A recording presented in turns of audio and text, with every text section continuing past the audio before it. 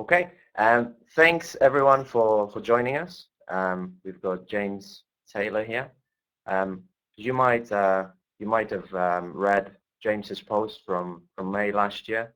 Was caused quite a bit of sensation on social media. Why I wish I was a non-native English speaker, and it wasn't because some people pointed out that it should be why I wish I were a non-native speaker. But it was yeah, it was pretty shocking to some people and caused a bit of a stir. And so James kindly agreed to revisit the points that he made there in the original article and give the first webinar for TEFL Equity Advocates, which I started in I think about April last year. So it's only been going on for 9 months, and this is the first webinar, but there'll be more coming later on in the year from people like Tyson, and we'll have Hugh Deller, and so I hope you'll enjoy this one, and you'll join us for more webinars later on. And if you wanna visit the website, you can find the links on the left hand side just below the logo. And yeah, I'll leave you with James now. I'm sure you'll enjoy the webinar. Okay, thank you very much, Marek. And for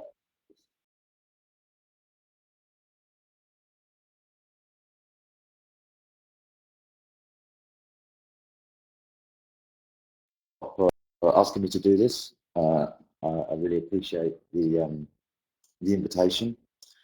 And yeah, so I'm also here representing BELTA, the Belgian English Language Teachers Association, and at BELTA we're very happy to support Marek with the TEFL Equity Advocates campaign. Okay, so let me begin by just telling you a little bit about this webinar today, because it's not exactly a normal webinar presentation, in that I'm not going to just sit here and talk to you for the best part of an hour. You're actually going to have to do some work, I'm afraid. But I think I hope it'll be an opportunity for you to be able to express your feelings on this subject, as well as just listening to me. So I'm going to begin by talking about the blog post that Marek mentioned, that I wrote. And I'm just going to summarize what I wrote in that post. I'm not going to go into tons of detail, but just to give you a brief idea of what it was about. And then I've got a series of questions for you, which really came out of the response that Marek described that the post received, because I think it raised a lot of really important issues, and it'd be good to get some feedback from you as to what you think about it. I think it would be really interesting, and I think Marek would find it very useful as well. Okay, so here's the blog post itself that I wrote, as Marek said, back in May last year. And I should first mention the title, because it was much more effective than I thought it would be. But I did write it with that intention. I unapologetically say that I wrote it because I wanted to get people's attention and get them interested. What I didn't know was that Marek was going to put it next to a big picture of my face, and so everyone would see this big picture of my English face next to this title. But that maybe perhaps had some influence, I don't know. So yeah, I wanted to get people's attention, and I wanted to bring people to the website, because it was a new campaign. It just started, and I wanted just to bring people to the website so they could start to have a look around and see what the TEFL Equity Advocates campaign was all about. So I knew that it was a provocative title, and I wanted it to be a provocative title, because I wanted people to think about this subject in a new way. I think traditionally there's always been this, in certain circles anyway, there's been this idea of the kind of the native teacher as this high level and the non-native teachers trying to sort of catch up to the native teachers' levels of teaching, which I think is complete nonsense. I don't think there are any levels at all. I just think there are lots of teachers, and some of them are really good, and some of them are not so good. And nationality, mother tongue doesn't really come into it. So I just wanted to sort of turn that whole notion upside down and let people try and think about it in a different way. So what motivated me to write the post was, as I said, the cause, the TEFL Equity Advocates campaign, and what I think was trying to make an interesting perspective was the fact that perhaps people don't expect people like me, someone who benefits from this prejudice, to talk about how I have a problem with it. But I actually felt like if you're someone who benefits from a prejudice, you have an even greater responsibility to try and speak out against it, because it's an unfair advantage. And so I just felt like I almost had like an obligation to try and do something. It didn't have to be write a blog post, but just to do something to try and fight back against what I perceive to be an unfair advantage. I wanted to remind or tell, I don't, depending on the person, that my non-native English-speaking teacher colleagues, that in my opinion, not that my opinion is massively important, but in my opinion, you are at least my equals in this industry. And in some ways, the post was a tribute to the teachers that I've worked with, and I've been fortunate enough to have taught English in 4 very different parts of the world. And in all of those places, I've had really fantastic colleagues who were local teachers, who were people that I aspired to be. So in some ways, I wanted, it was a kind of tribute to those people, because they've helped me, become a better teacher as a result of being around them. And if I really, what I wanted to achieve, and it's not an easy thing necessarily to do, but I wanted to at least try and inspire some non-native teachers to try and do something about it, okay? To not just kind of complain about it, but actually be active and like say, okay, what can I actually do about this? So those were my objectives for writing the post. There were some objectives I didn't have, which perhaps some people who were not so happy about it projected onto me. The, the article wasn't aimed at native English speaker teachers like me. It wasn't aimed at us. So I wasn't trying to say that non-native teachers are better or that native teachers are worse. And I wasn't trying to say there's nothing that can't be done if you're a native English speaker teacher. There are things that we can do about it to try and level the playing field, but that wasn't the point of the article. I wrote a follow-up blog post a couple of weeks later because of the reaction that it received, and here's, I'm going to quote myself here. I said, I wasn't trying to suggest that native English speaker teachers can't do anything about these issues, as I think they can. There are lots of things that native teachers can do, like learning the language of the country where they live or learning any other language, but that wasn't the point of the post. Native teachers don't need an article, they don't need that article as much as non-native teachers needed one about their strengths, in my view. Native teachers are the ones who can go virtually any country in the world and be guaranteed some kind of job. So this was not an article for them.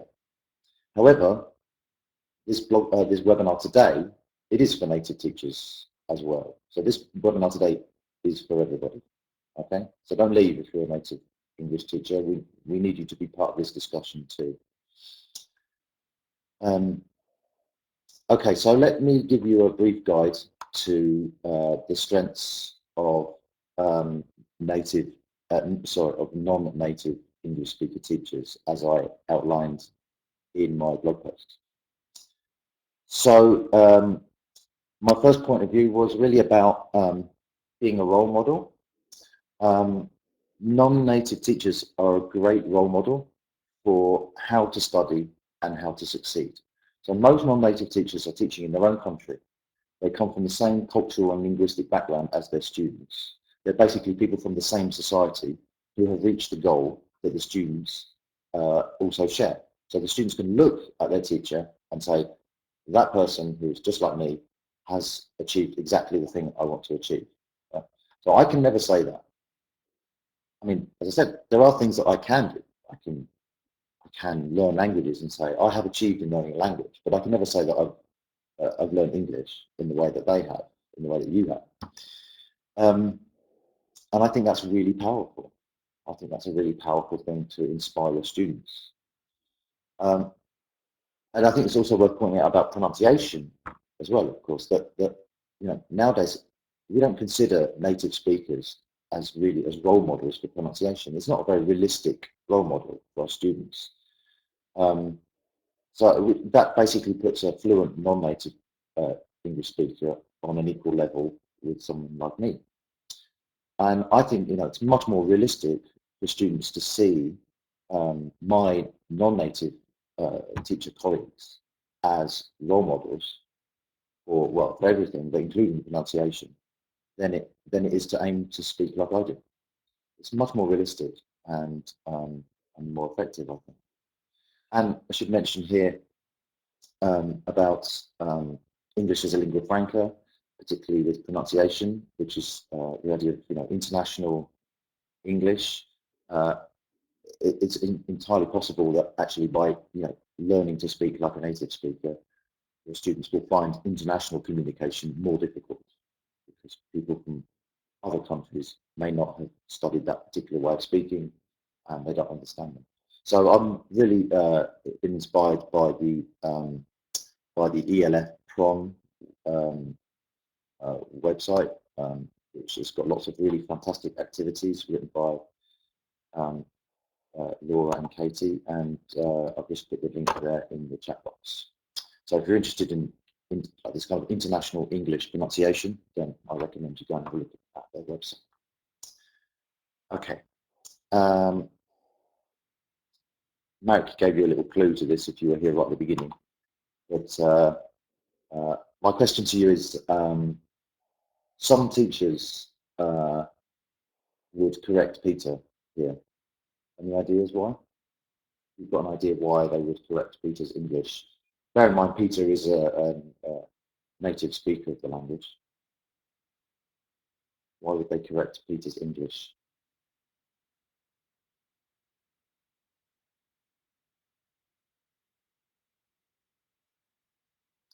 Yeah, so Loris and Vicky, you've already typed in. But, some people might consider this incorrect because it should say, I wish I were Beyonce. And so does that look familiar, that structure? Have you seen that structure anywhere recently? Shouldn't be a very difficult question.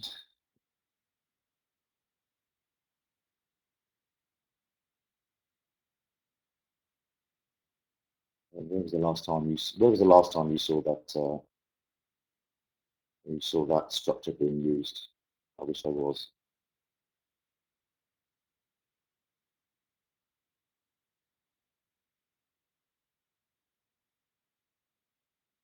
Can you think of a specific example when you saw this last? Yes, thank you, David. It's the title of the blog post and indeed of this presentation, right? Because I wish I was a non-native English speaker. So I just thought it was funny because when I wrote that title, I wish I was. I never gave that second thought. Didn't think about it for a second, and then it was shared around as it was, and on Facebook, someone who wasn't as keen on my articles, some other people made a sarcastic comment about, well, you should have said, I wish I were, blah, blah, blah. I mean, it wasn't as explicit as that. And to be honest, I didn't even pick up on that at all in their comment. I didn't even notice it. And then Marek was also chipping in, helping out with the comments, and he pointed out that I wish I was is a perfectly acceptable form nowadays, and like any good teacher, he grabbed his copy of Michael Swan, turned to page 263 or whatever it was, and said, look, here it is. Michael Swan says it's fine. So, and it's true.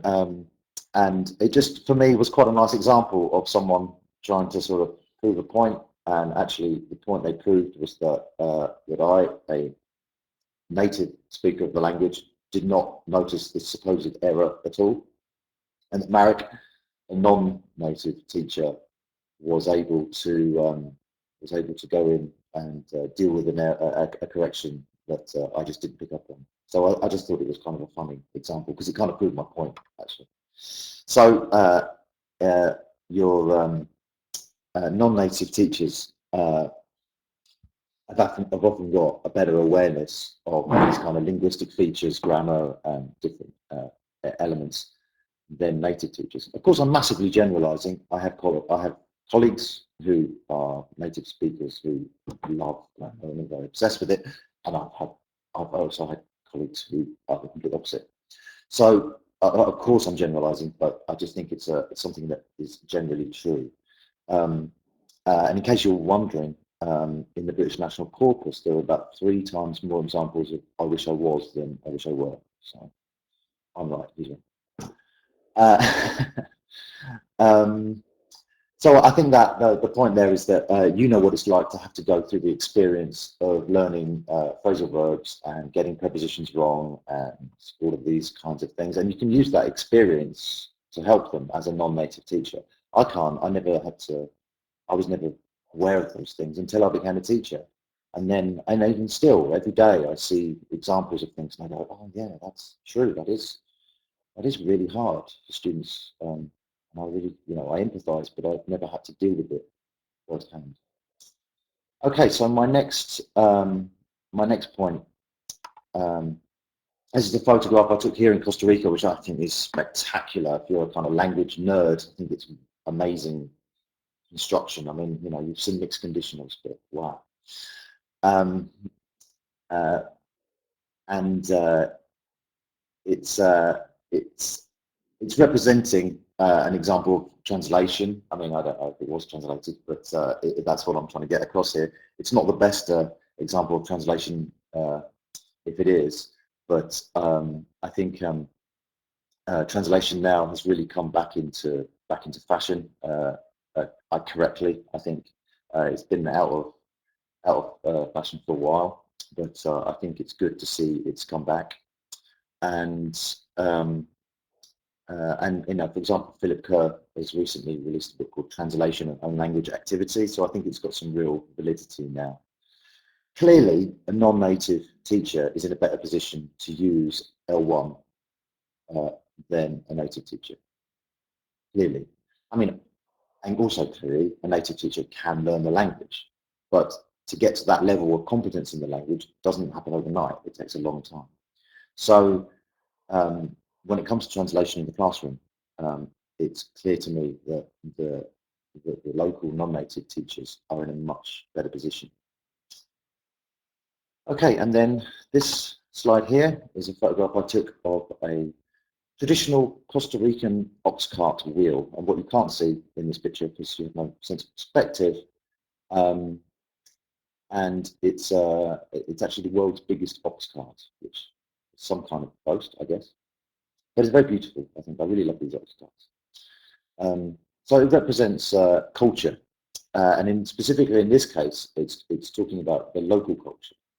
And I think that the non-native teachers have a better awareness of what English means to the people in their culture and the environment in which they're learning. They have a better idea about the kind of educational background of learners and how learning happens in that country. I recently heard on the Freakonomics podcast about they did back in March last year. They did, or was it May? March or May? I can know it's American dates. It's hard to know. They looked at is English worth? Is learning a foreign language really worth it? And it said that the value of learning English. By value, I mean like the economic value. In Turkey, Russia, and Israel, people who speak English were associated with a substantial return of around 10 to 20%. In other words, they earn about 10 to 20% more money than people who don't speak English. So, you know, it's like very tangible in a lot of countries, the difference that English makes.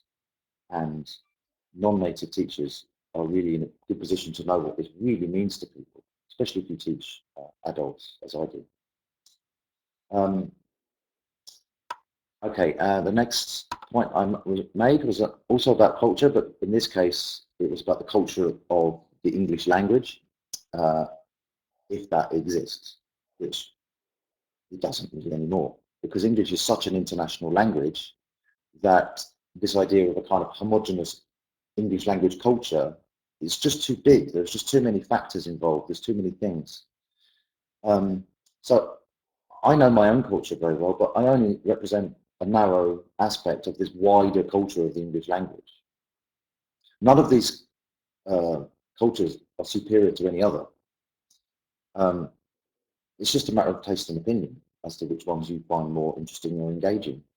And there's no reason why a non-native teacher can't have a more or at least equally well-rounded view of the global culture of English than anyone else.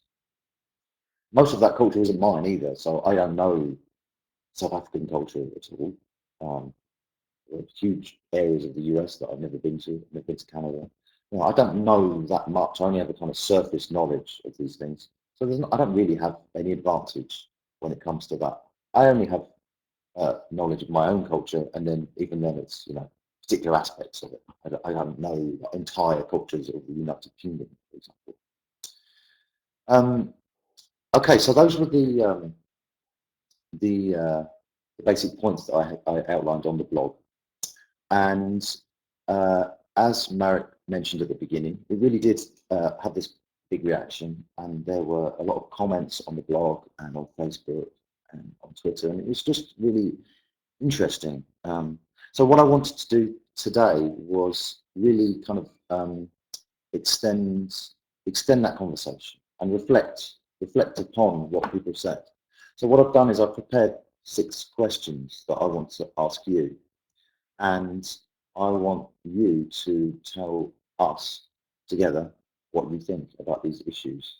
Okay, so my first question is, do you have any personal experiences that you'd like to share? Now, when I say personal experiences, I mean, have you ever actually personally been someone who has been in a position where you feel like you've been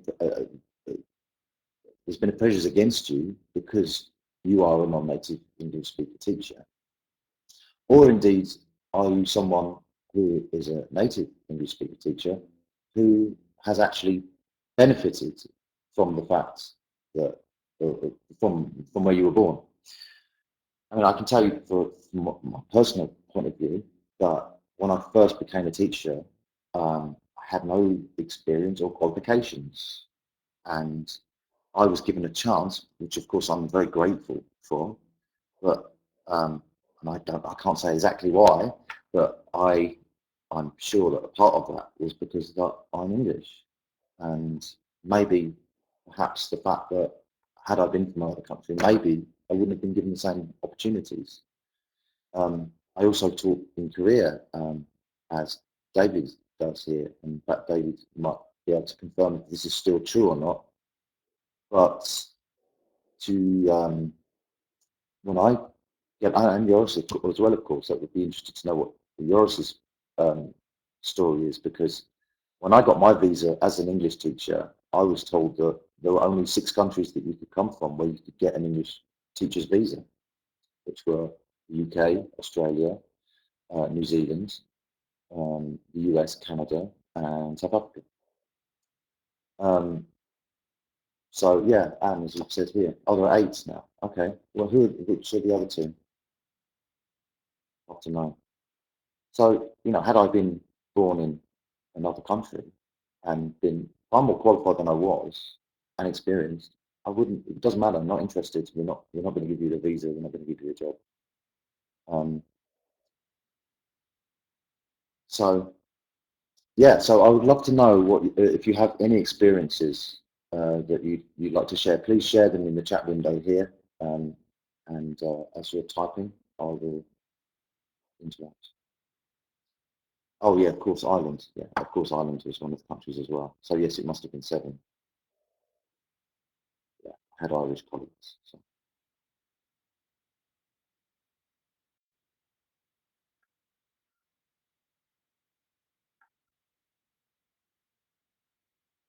So Vicky, when you say that when I tell them I was born in Canada, do you mean people that you were being interviewed by, or people like this?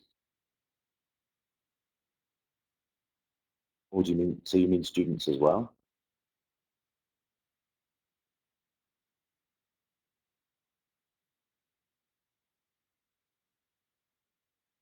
That's interesting. I don't know, yeah, because you say that, well, I mean, the fact that they get paid more to do the same job is outrageous, I think. Um, but yeah, I'm glad your students are happy with you.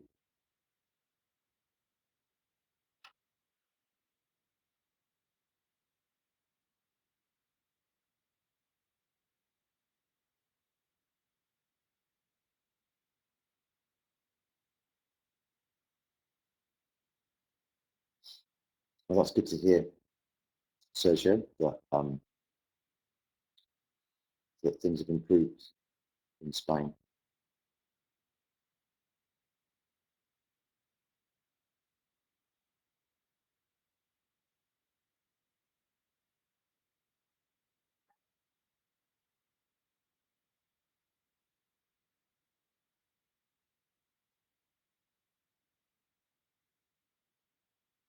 Yeah, thank you, Adi. I mean, that's a really bizarre story, isn't it? You know, I guess that will lead into another question I have later, but it's people doing the hiring who are not necessarily qualified to know what a good teacher is.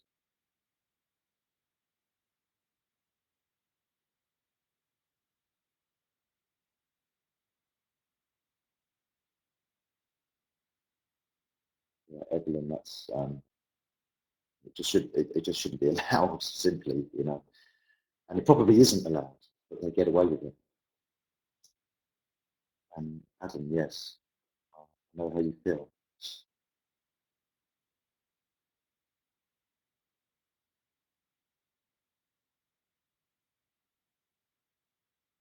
Yeah, thanks, Ellen.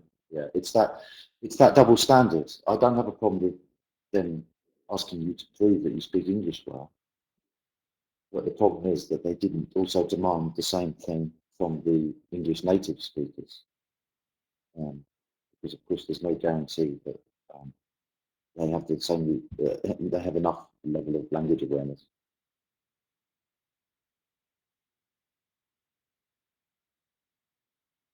Yeah, Maria in Greece, you mentioned about the problem with parents.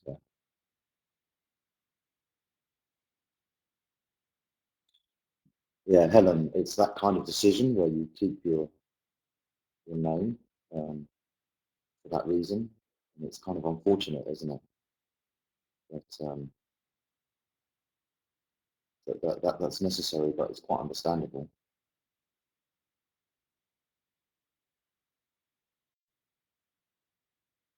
That's a really interesting distinction, David. I think, um, yeah, and I think that basically is a recognition of the fact that a lot of the teachers that are hired there in Korea um, are not up to that job of teaching the grammar.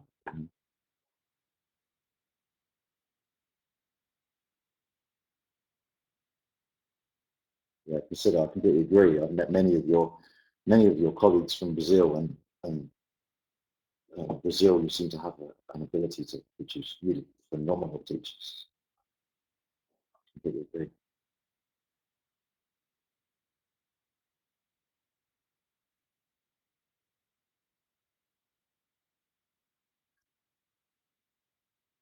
Yeah, T in Brazil.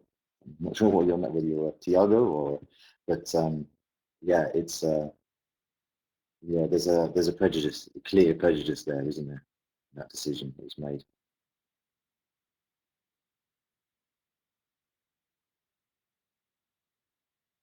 Isn't that interesting, Marjorie? Anyone would think that. It's very, very interesting.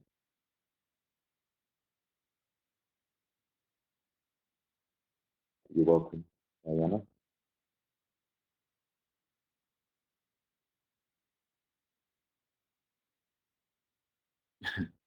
Yeah, Barbie, maybe you should.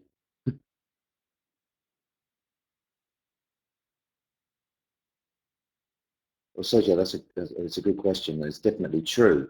I mean, there really are. It's very hard to generalize, about this thing of what's it like in different areas. Um, and I think that's part of what Marek is trying to do, is trying to figure out, what's going on in different places in the world. Karen, that's nice to hear about Israel. Very good.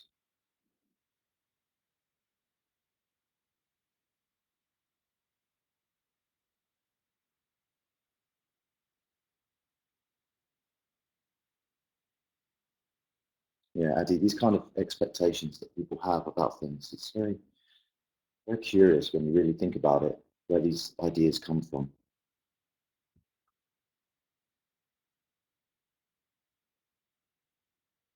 I can pronounce Tiago.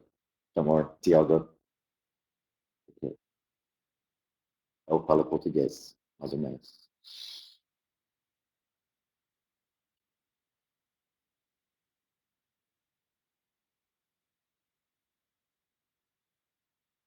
Yeah, yeah, Pavel, the Groupon course, yeah, that's interesting. I mean, it's okay if you want to figure out what's going on in the world of, is this a job I want to do or not? But, I don't think it's something to say, okay, this is actually a proper qualification or to show off about.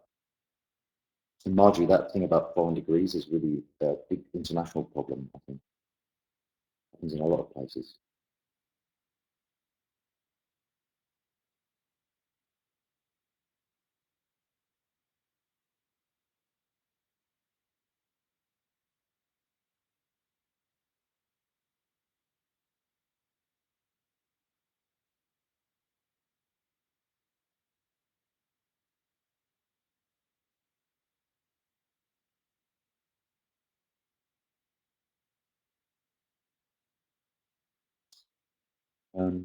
Sergio, so to answer your question, I had very different teaching environments in the different places. So I started teaching in Brazil, um, where it's difficult for me to think about it because I have to reflect back on it. It's not something I really thought about. Um, but yeah, I mean, obviously Brazil is such a huge country. It really depends where you are.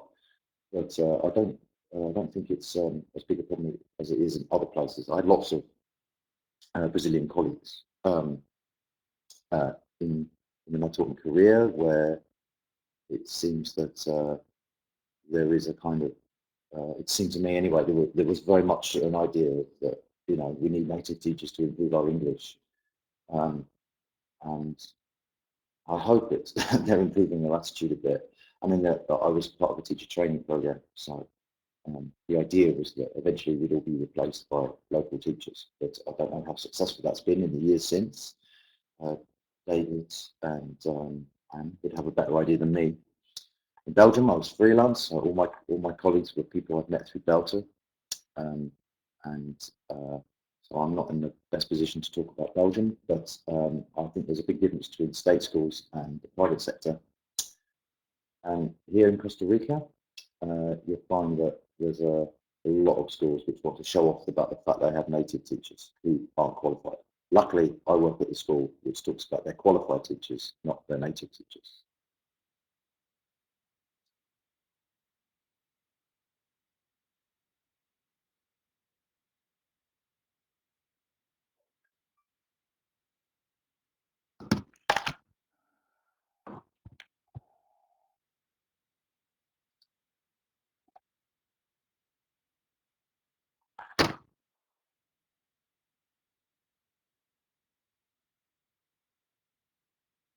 It's good to hear that, Chuck, about the improvements in Japan. Excellent.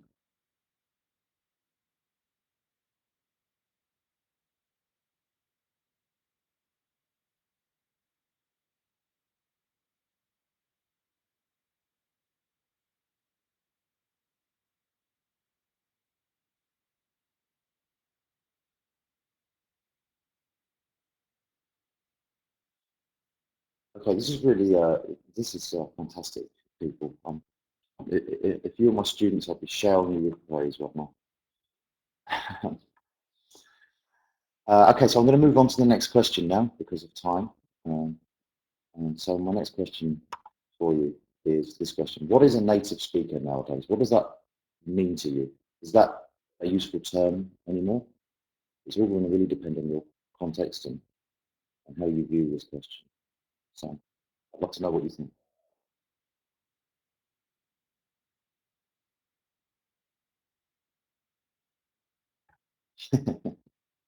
That's Chuck. That's because you're a man of the world.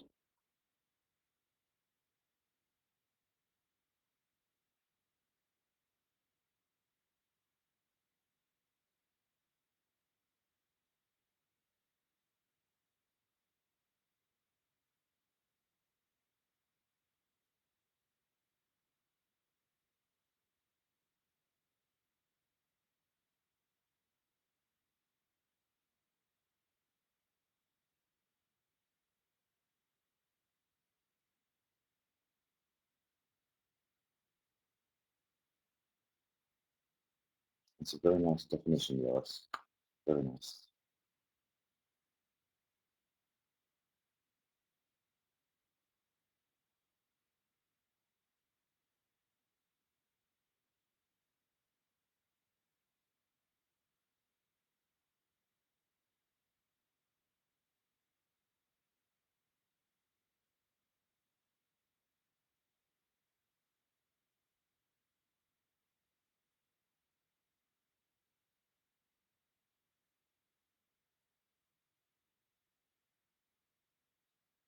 So you've had some very interesting answers. So I'm gonna. I think part of what I'm getting at now, is that the fact that English is so international that there are going to be people soon who've never been to an English-speaking country, and yet they were learning English from a very early age, and they speak to a high level. So what are they?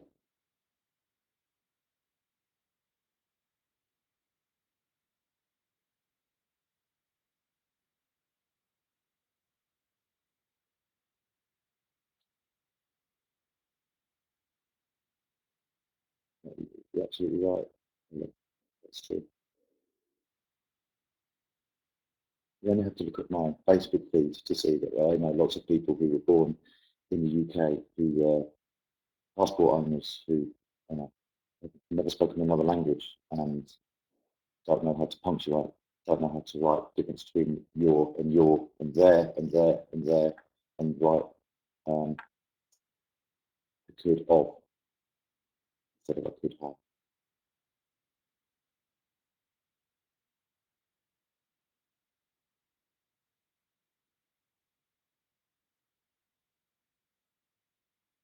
Absolutely, David.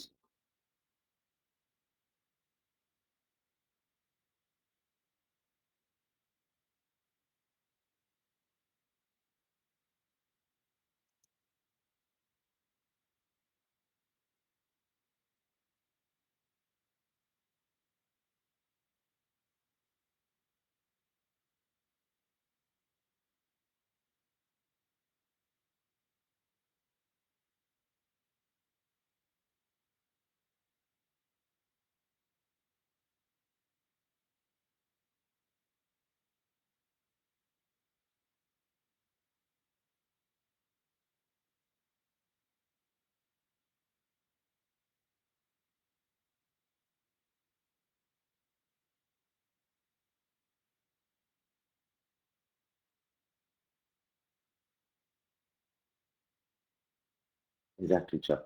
That's exactly the kind of person we need to have in mind nowadays. Your son is an absolute perfect example.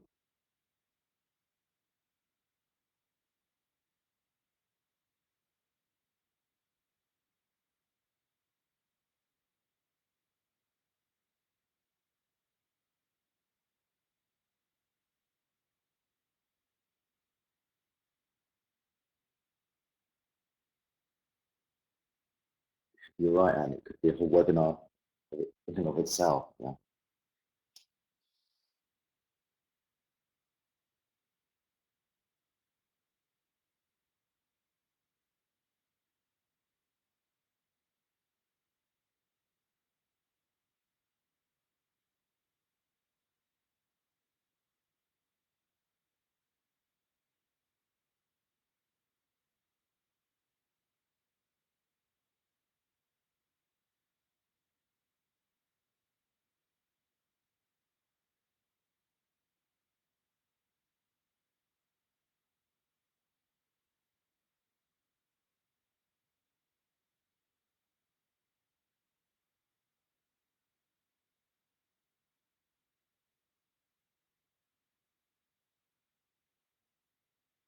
Okay, fascinating stuff. Let's move on to the next question.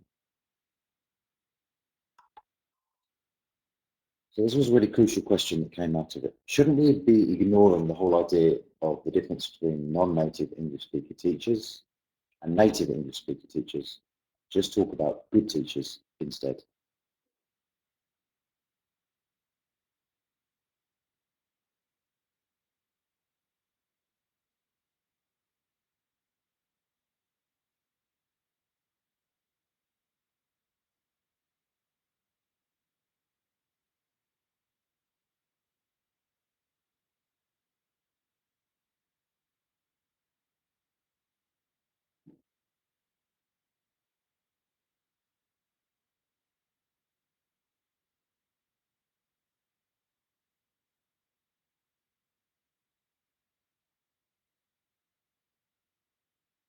Thank you, Helen.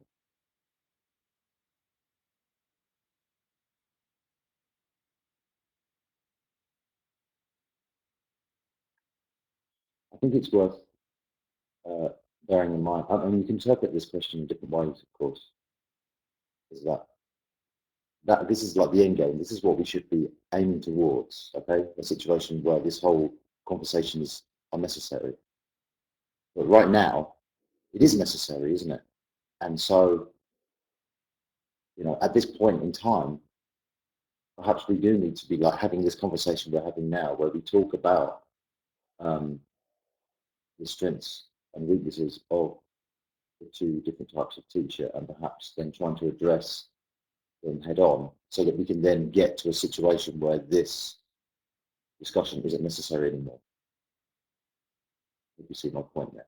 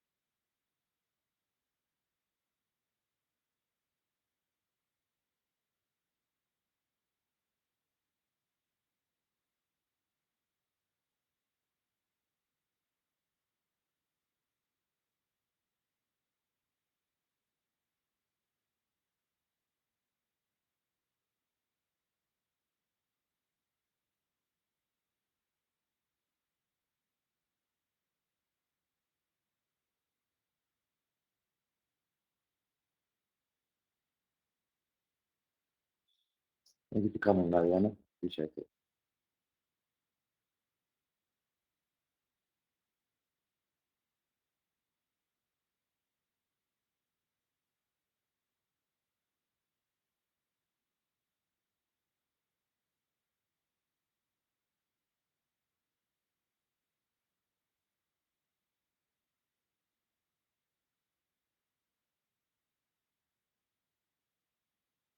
And I completely agree with what you've just said. Although in some ways, I'm glad that that didn't exist earlier on in my career. Or I might not be sitting here now, but I can't argue with it.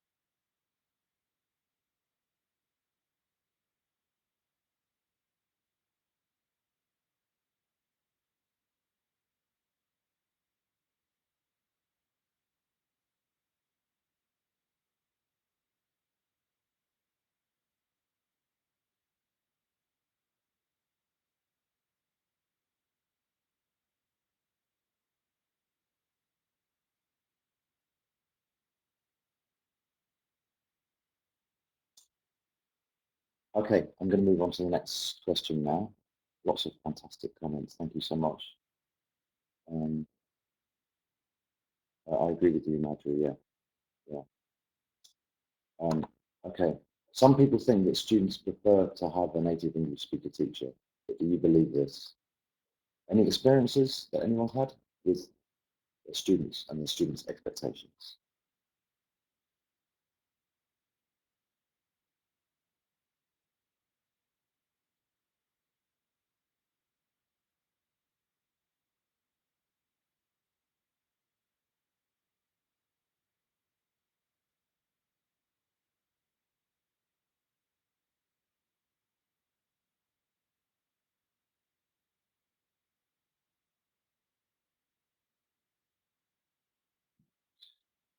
Okay, yeah. Well, David points out the parents do, the students is not so sure. So you can teach. I think with this question, you can sort of treat parents and students as all part of the same equation. I teach adults, so I don't. I always, I don't naturally think about parents. It's not relevant for me.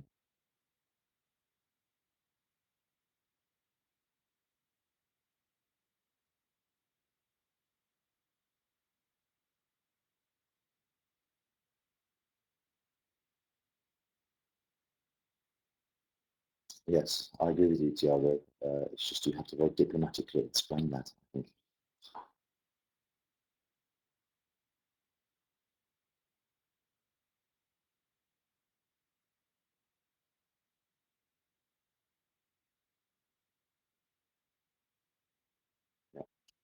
agree with you, Helen. We're going to come on to that in a second.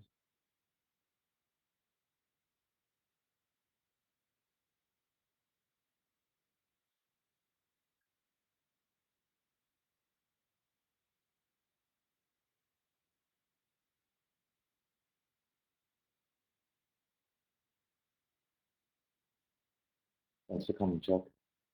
Really appreciate it.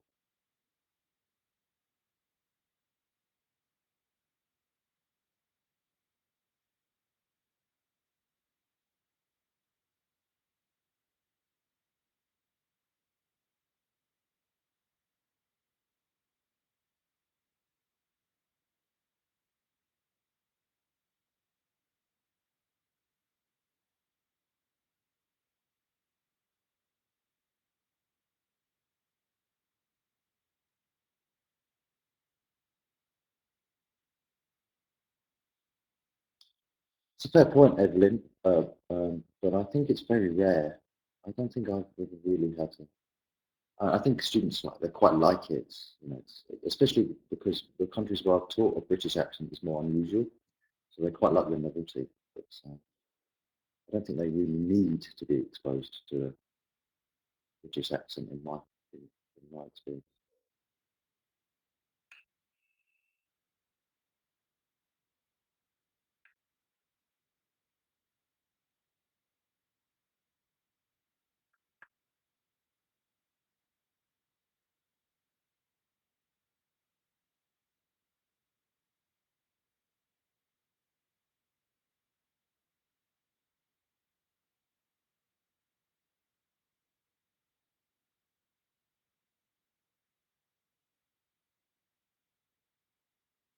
I think that's an interesting point that Addy and Barbie make there about students actually being a bit scared of, intimidated maybe by native teachers.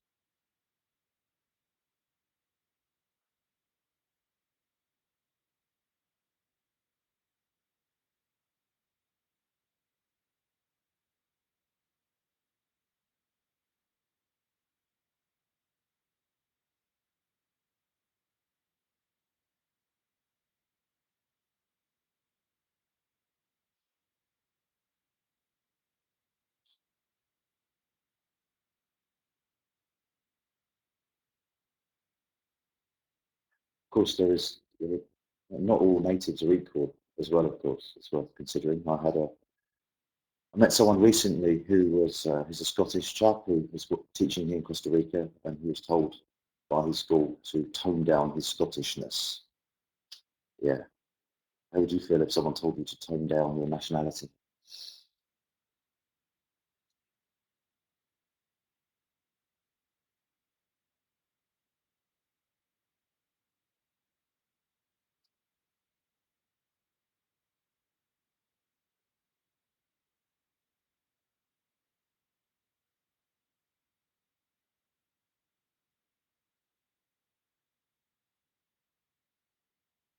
Yeah, isn't that absolutely right, David? That's exactly the reality.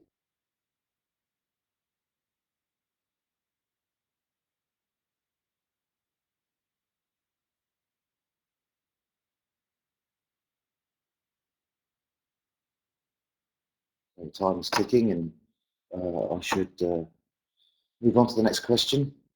Um, so having native English speaker teachers is just a business decision often made by school owners who are themselves non-native English speakers. You notice I put non-native English speakers, not non-native English speaker teachers.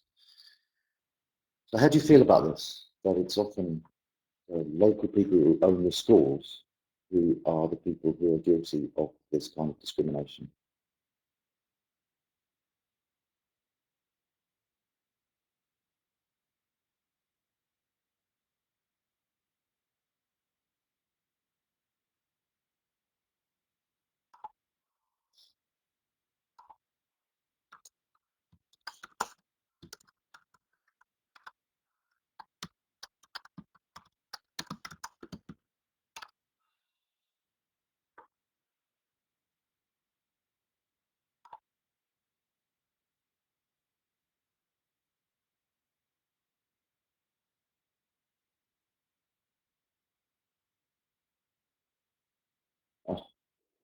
See, this is the problem, Helen, when you give a presentation to English teachers. Can't slip up.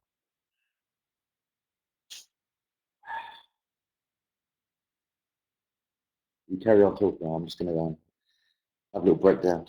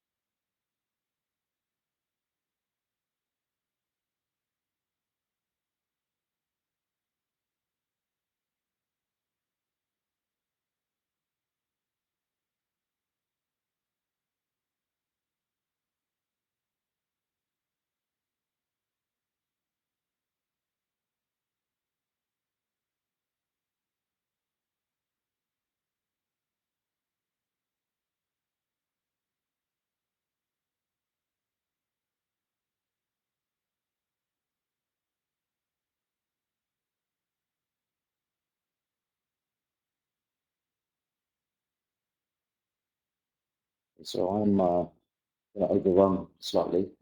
But not too much longer, don't worry, I'm nearly done, just a few more minutes. I have one more question for you.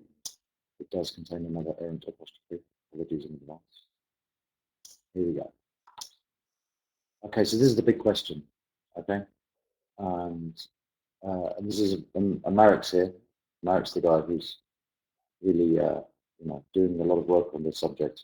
So this is your chance to tell him, what can we do to improve the situation of non-native English speaker teachers?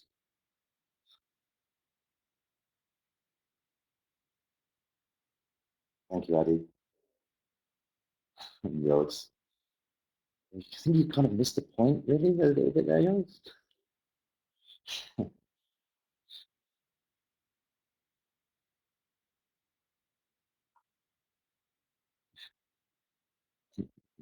Don't worry, Yours.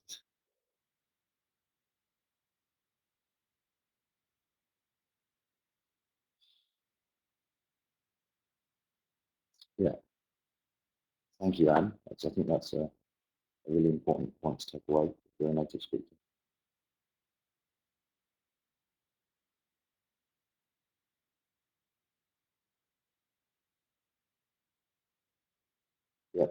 Oh, well, absolutely. And that's true for everybody, right? Um,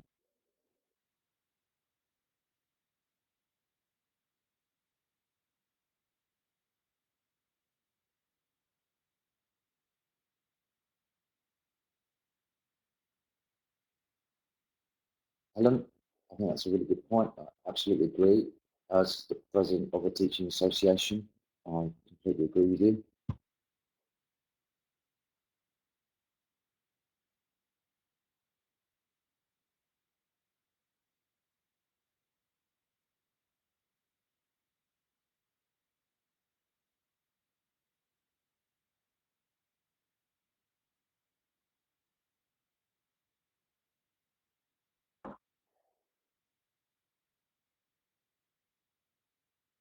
Yes, David, absolutely. Don't just let it go. Adam, yeah. Be provocative. Get people thinking about what it actually means.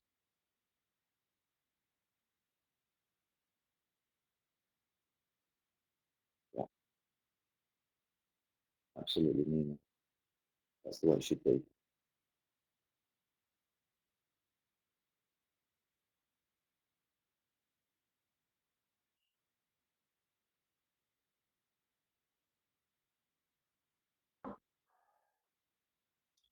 Well, Adam, that's a good question, and you've been following that discussion on the Facebook page of our TEFL. If it is discussed at our TEFL, it will be informally.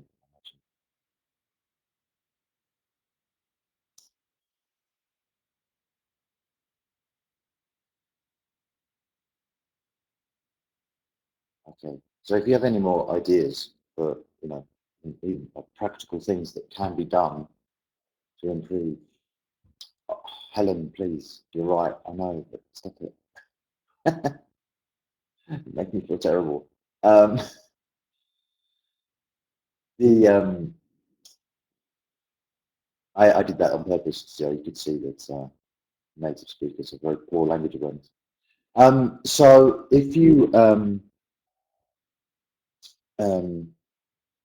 if you have any more, and I mean, really practical ideas for things that perhaps Marek could have on his website, and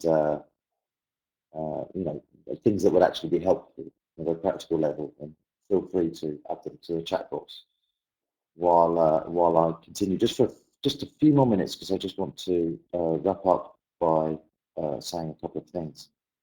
So, firstly, I want to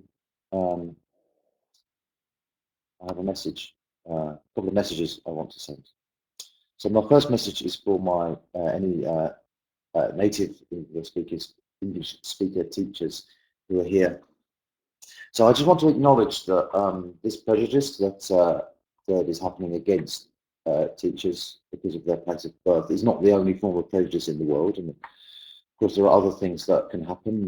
There's problems with gender, race, sexuality, or indeed the fact that often teachers are low paid for the work that we do.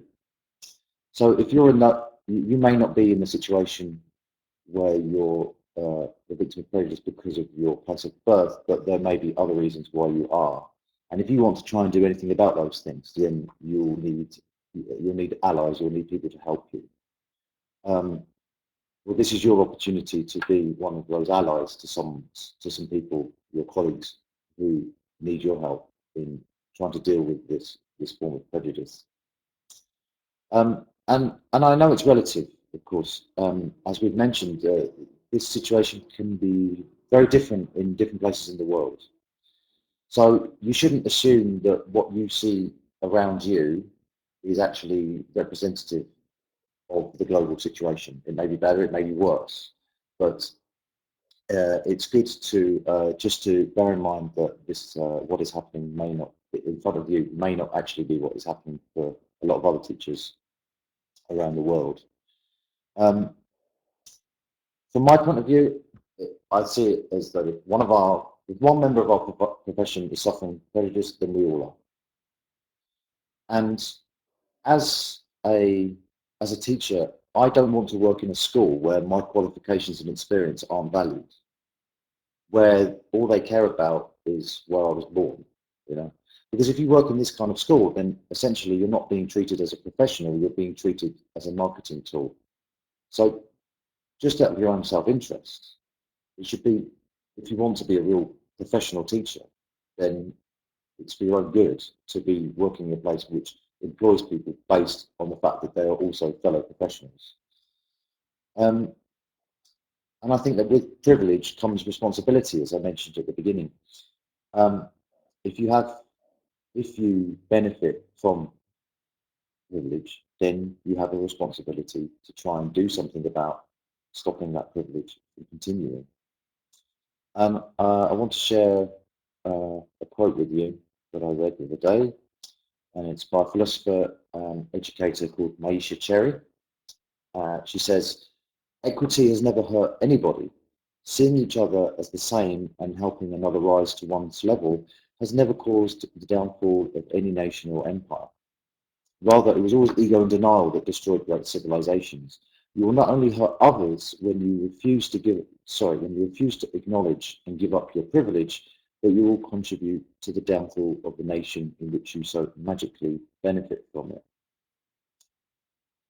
So, just something to think about there if you are a native English speaker teacher.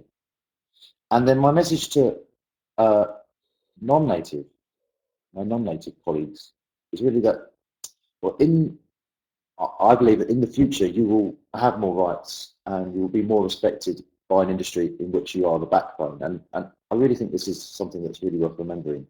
Okay? There are many, many more teachers like you than there are like me. So you have massive power, and I really think that people really need to realise that and to use it. And here's your quote from Alice Walker. "The most common way people give up their power is by thinking they don't have any." So I just want you to just reflect on those quotes, depending on which camp you fall into. So thank you very much for coming today. Your contributions have been absolutely fantastic, really brilliant, and I think Marek is hopefully going to find it very useful in advancing his TEFL Equity Advocates campaign. You can find here the links to some of the things that I've mentioned here. There's the original blog post. Sorry, it's a bit faint, but you can see the link there, and they're all clickable links. So there's the original blog post that I wrote, a follow-up blog post I wrote on my blog, some suggestions I wrote, practical suggestions for what can be done next. If you want to read the reaction on the Teaching English British Council Facebook page, which is very interesting, you can click there. Here's a talk that Philip Kerr did at our Bow today in 2013 about using translation, which is very interesting. And there's a link to his book that I mentioned as well. And there's the link to the ELF Prom website that I also mentioned. So thank you so much. I really genuinely appreciate it a lot. There was a lot of you here today, and it was wonderful to see you all. And thank you, Marek, for giving me the opportunity. Thanks a lot, James. I thought it was very thought-provoking and very productive to see everyone here participating in the chat, and it's very, very interesting to hear it all from you and hear what you think about the issue. And I hope.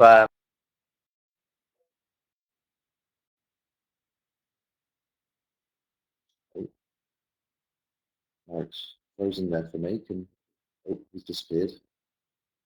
Okay, I'll take over for a second while we wait for him to come back.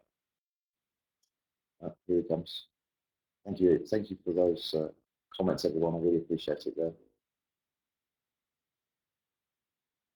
Oh dear. Okay. So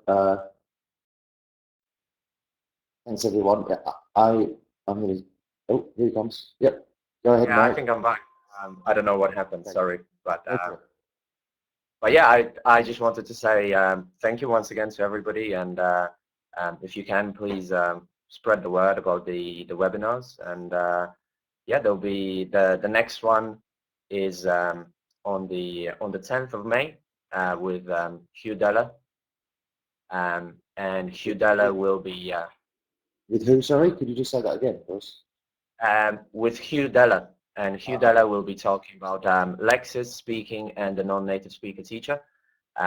So I think it's going to be a very interesting webinar as well, and I'd love to see you all there as well. And yeah, please tell everybody about it. And yeah, it should be an interesting year with TEFL Equity Advocates webinars. Yeah, definitely. Marek, you should share your link again to your survey and tell people about it. Yeah, I've been sharing the link to the research project that I'm doing in the chat, and I'm going to share it again here in the chat. I'd really appreciate if you could give the survey link to your students, and if you're a recruiter, you can do the survey for recruiters as well, and it basically examines the attitudes that recruiters and students have towards native and non-native speakers, and also what things they consider to be important in in successful teachers. So if you can share that, I'd really appreciate that. You really help in that little research project. And yeah, and I also wanted to thank BELTA, the Belgian English Language Teachers Association, for for all their support and help, and for allowing this webinar to happen as well. So so thank you.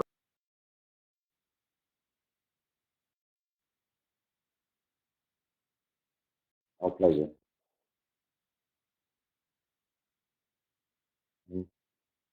Again.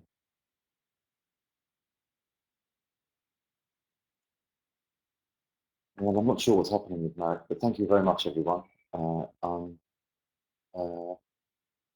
know if he's going to come back or not, but anyway, we really appreciate all your. I particularly appreciate you, Dave, because you had to do so much work, and normally you can just sit back with a cup of tea and watch what's happening, but you had to do some work today, and it was much appreciated.